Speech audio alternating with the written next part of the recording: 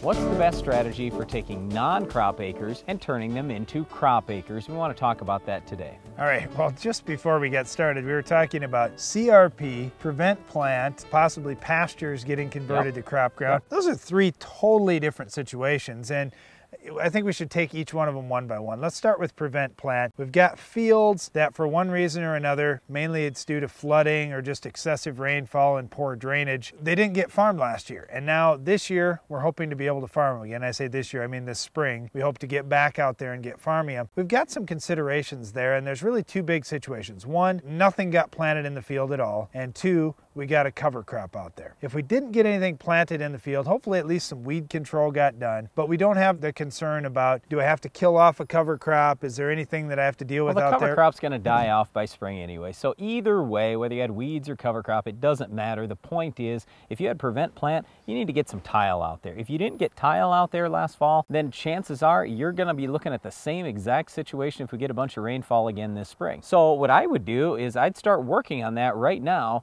and say, hey, for this year, I want to get this tiled one way or the other, even if it has to be in crop. Let's fix the whole problem, okay? That's the whole problem, is there's no tile in the ground, or there isn't tile at a close enough spacing, or we don't have a good enough lift station, something like that. That's the real problem there. In terms of the weeds and anything else, I'm not that worried about that. It's not that big a deal. Well, but just understand that what you could end up with is fallow syndrome this year. Yes, that's what I'm concerned about. So let's just say that you kept that area black. You couldn't get anything planted, but you did get back out there and you tilled under the weeds and you kept that area black all year.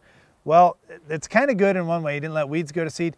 But what happens now is, since you didn't have crops growing out there, you didn't have a home for all the soil microbes that are beneficial in your soil. One of them being mycorrhizae fungi. They're the fungus that help our plants bring phosphorus in. So they actually infect our plant's roots and they bring phosphorus into the plant. So what you can do if you've got those kind of areas, you really have to focus on your fertility program, but you need to do everything possible to try and bring back that microbial life. That's where that cover crop would have come into play.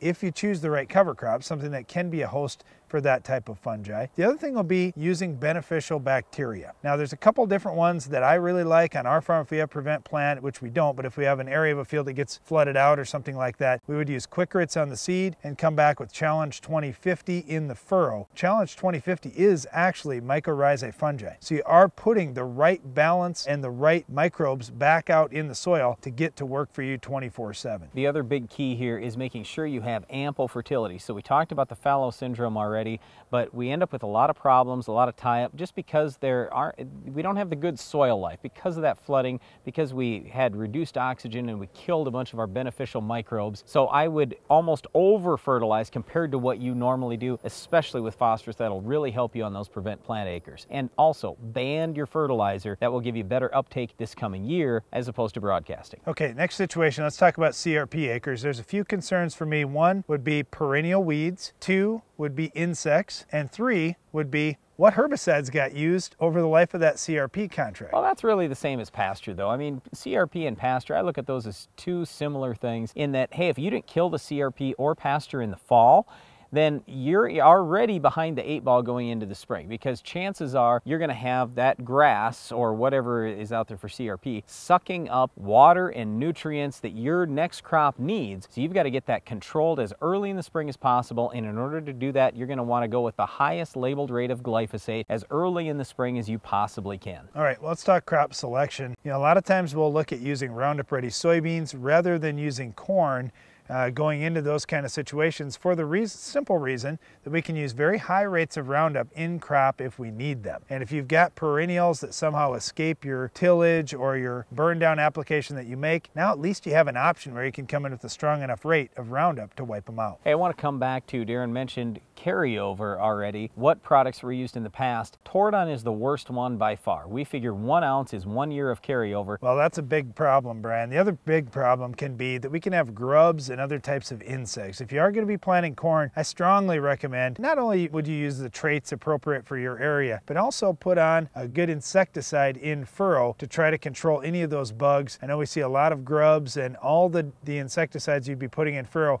are not perfect on grubs, but grubs can completely wipe a crop out. So you've got to do the best you can controlling them. Also, you're going to see some other things, seed corn beetles, seed corn maggots, those kind of things, and a number of other pests, wireworms as well. Yeah, and the big thing is I would make sure I'm soil testing that, fertilize accordingly, and just keep in mind you're going to have a lot of nitrogen tie up there, especially in year one. So if you're raising a crop like corn or wheat that needs nitrogen, I'd almost overdo it there to make sure you have enough. Well, we talk a lot about the perennial weeds that could be problems in those situations. There's also annual weeds like our weed of the week. We'll show you how to stop this one coming up later in the show.